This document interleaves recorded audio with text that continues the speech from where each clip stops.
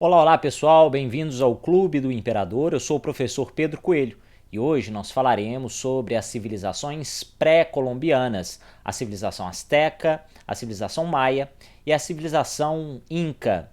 Bom, começamos pela civilização maia neste vídeo, seguindo por mais outros dois vídeos sobre a civilização asteca e a civilização inca. Vamos lá? Hoje nós vamos falar sobre as civilizações pré-colombianas, a civilização maia, asteca e a civilização inca. Bom, essas três civilizações bem organizadas que possuem características similares. Bom, quando nós falamos de civilizações pré-colombianas, é claro que o conceito pré-colombiano diz respeito ao entendimento desses ameríndios, né, da criação dessas civilizações antes mesmo da chegada de Colombo às Américas. Então, antes mesmo da chegada de Colombo à América, em 1492, existem aqui na América uma infinidade de comunidades indígenas e algumas que se destacam, a Azteca e Maia, sendo essa alta cultura mesoamérica, e o povo que habitou os Andes, os Incas. Então, para falar sobre essas três civilizações, primeiro, eu queria tratar com vocês o ponto em comum. O primeiro ponto, o fato de adorarem vários deuses, ou seja, eram politeístas. Além da economia dessas três civilizações serem baseadas na agricultura, sobretudo no plantio do milho e do feijão.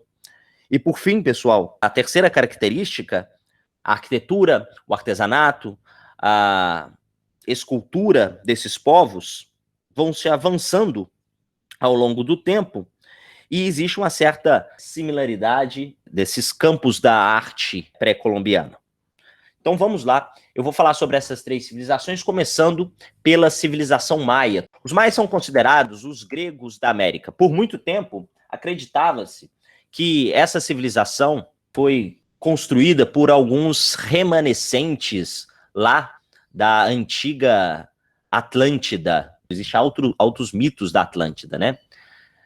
Muitos dizem também que os maias eram descendentes dos gregos, por algumas características específicas aí. Por isso eles eram chamados de gregos da América. No entanto, pessoal, essa hipótese, ela não se confirma. Os maias vão se organizar entre aproximadamente 371 a 1697, uma civilização longínqua. No entanto, o auge da civilização maia encontra-se no século 9 e 10, aproximadamente entre esses dois séculos, onde essa civilização atingiu 15 milhões de habitantes. Então imaginem só o número expressivo de habitantes dessa civilização. Ela se organiza na chamada Península de Yucatán, na América Central, e ocupou territórios no México, Guatemala, Honduras e Belize. Mas o berço é a Península de Yucatán. Nós temos dois períodos da civilização maia. O período marcado como Antigo Império, que vai de 317 a 987, e o chamado Novo Império, de 987 a 1697. Portanto, notem que o auge, que corresponde ao século 9 e 10, está no chamado Novo Império. A economia dos maias era baseada na agricultura. Então, basicamente, a agricultura é que mantém essa sociedade, principalmente de alguns cereais, como o milho, o feijão e o algodão, o cacau, a batata, mas essencialmente, pessoal, o milho e o feijão, tá certo? O milho e o feijão são produtos mais cultiváveis nessas terras da Mesoamérica. Continuando a entender a economia maia, as terras eram do Estado. Portanto, não existe uma propriedade privada. Para cultivar esses produtos agrícolas nessas terras que são do Estado, algumas técnicas foram desenvolvidas pelos maias, como, por exemplo, as técnicas de irrigação e a coivara. Para quem não sabe o que é coivara, seria o esgotamento do solo a partir de um ato de queimada do solo. E aquelas cinzas que se acumulam no solo servem como uma espécie de fertilizante. E para o cultivo, o trabalho exercido era compulsório. Então, quando eu falo de trabalho compulsório, o povo maia trabalhava de maneira obrigatória.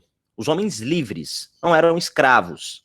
Existiam também escravos, mas os homens livres trabalhavam de maneira obrigatória como uma forma de pagar impostos. É claro, existia também um comércio que não é tão ativo assim, mas ele existe. Ao fundo, nós temos uma fotografia do Templo das Inscrições no México. Ao fundo, notem uma sucessão de pirâmides escalonadas. Essas pirâmides, pessoal, foram construídas pelos maias e no topo de cada pirâmide existiam templos. Essa fotografia, pessoal, mostra o Códice Maia, que encontra-se no Museu da América, em Madrid. Aqui nós temos uma infinidade de páginas com escritos, uma caligrafia maia. Eles descobriram, né, essa caligrafia, essa escrita maia há muito tempo. Desde o processo de colonização, os espanhóis vão se deparar com uma escrita fantástica, com vários e vários e vários documentos. Documentos que traziam aí contos, histórias, uma literatura sobre a religiosidade, etc. E, por algum tempo, acreditou-se que esses documentos relacionados à cultura pagã eram demoníacos. Um próprio religioso, sacerdote espanhol, vai queimar grande parte desses documentos, infelizmente. O que sobrou foram poucos documentos maias, se não me engano, 4 livros, que estão à mostra hoje no Museu de Madrid. Bom, mas ainda bem que sobrou, porque com isso a gente consegue hoje entender um pouco mais sobre essa civilização tão sofisticada que foi a civilização maia. Aqui, o chamado cenote sagrado. O cenote sagrado, Chichén Itzá, um grande fosso. E esse grande fosso, hoje visitadíssimo, era um local de execução de ritos religiosos, ritos de sacrifício, onde eles julgavam animais e corpos humanos nesse grande fosso. Sacrifícios para os deuses.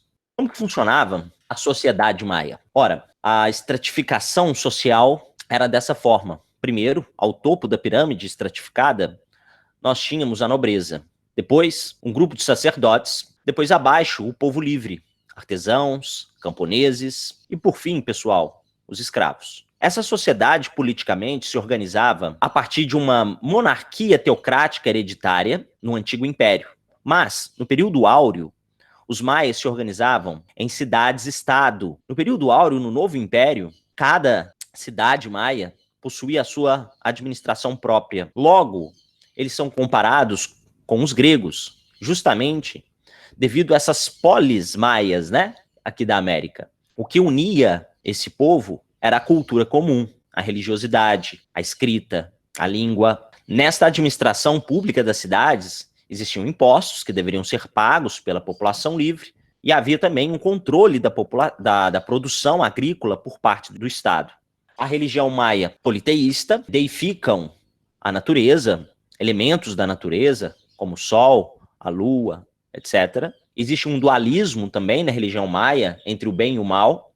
E a cultura maia é belíssima. Notem aqui, ao lado, a chamada Estela de Copán. Estela ou estela é uma rocha esculpida como um símbolo religioso ou da cultura de uma sociedade. Nós encontramos estelas, por exemplo, nas civilizações da Mesopotâmia. Aqui, a chamada Estela de Copán, mostrando aí as técnicas, né, sofisticadas para esculpir uma rocha bruta. Além das técnicas sofisticadas no campo da escultura, a arquitetura, a astronomia, a metalurgia e a escrita fazem parte da cultura dos maias.